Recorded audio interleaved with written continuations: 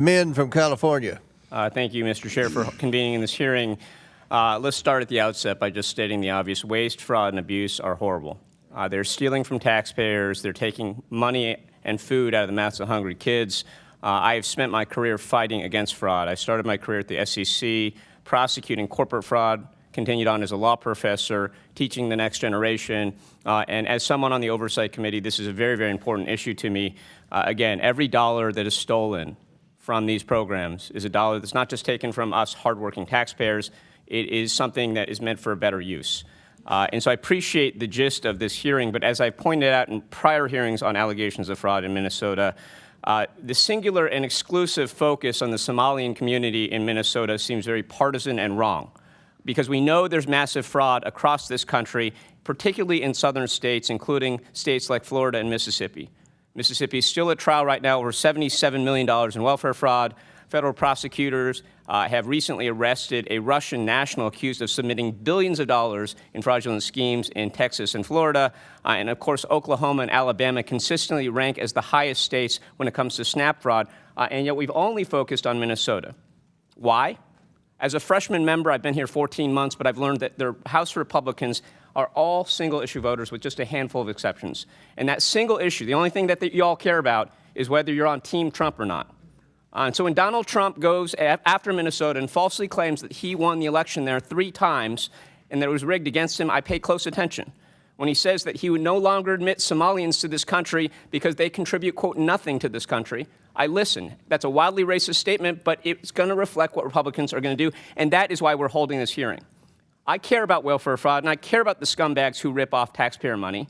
But if this was about welfare fraud, we'd be also hauling in people like Mississippi Governor Tate Reeves and former NFL quarterback Brett Favre, who clearly knew about a scheme to send money to build a volleyball facility at the college his daughter was playing at, receive funds for $600,000 or more for work that he never did from the government, again, taking money from the mouths of children that are hungry. No, this hearing is not about welfare fraud. It's about placating Donald Trump.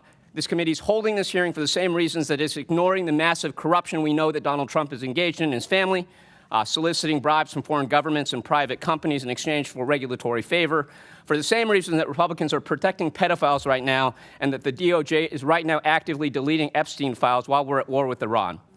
It's why they ignore their oath to support and defend the Constitution of the United States. It's why we're holding hearings on this rather than on ICE abuses or the fact that Donald Trump just took us into war without even consulting with Congress, let alone getting our authorization for military use or force or actual declaration of war in direct contravention of the Constitution of the United States. But for those of us who care about taxpayer dollars, let's focus on that. This is horrible, but of course we have seen instead a different type of abuse of our taxpayer dollars. They've taken our taxpayer dollars and used them to fund abuses against our American people, as a number of our witnesses have aptly described.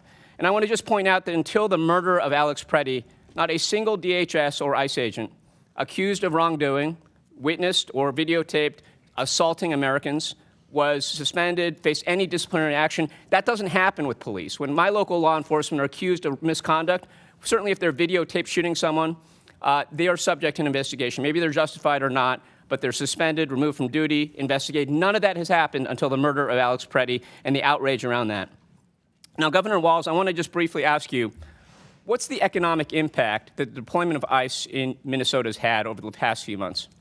Well, thank you, Congressman. I thank you for your characterization. I associate myself with you on fraud is horrific. It is corrosive. It hurts those people that are there, and taxpayers should demand accountability. And I think that's what we're trying to take. The issue can, again... what's the economic impact? I know business... Look, for us, we just had our economic numbers, and I would tell people that we have to balance the budget every year. Minnesota is strongly, we're AAA bond rated. That shows up good. It doesn't account for what happened over the last 3 months. And by estimates, the city of Minneapolis estimates they lost $200 million alone. And I remind people, you saw pictures of Minneapolis. This happened across the state. Near my hometown of Mankato, Minnesota, in St. Peter, we saw a woman that was pulled over at gunpoint, a citizen. The chilling effect it had, businesses going under, especially immigrant-owned businesses, people who are here legally, citizens, starting businesses. We're Yeah, but shut I'm down. just going to reclaim my time to make one final point here. I was at Minneapolis, had the chance to meet with you and others. I also met with a number of local police chiefs, and one of the things they told me, first, this is not the first time ICE has operated in Minnesota. But in the past, what is different about this time is that they did not coordinate. They did not tell right. anyone. And that resulted in a lot of 911 calls because when you see masked men jumping out of vans, pulling people out, assaulting them, punching them in the head, as happens all the time with ICE agents. And by the way, that's not a matter of training. It's a matter of picking people who are predisposed to violence. That costs our local police quite a lot of money. It's one of the reasons I'm going to be introducing the Recoup Act so that local jurisdictions are repaid for the funds that they expend due to ICE misconduct. With that, I yield back.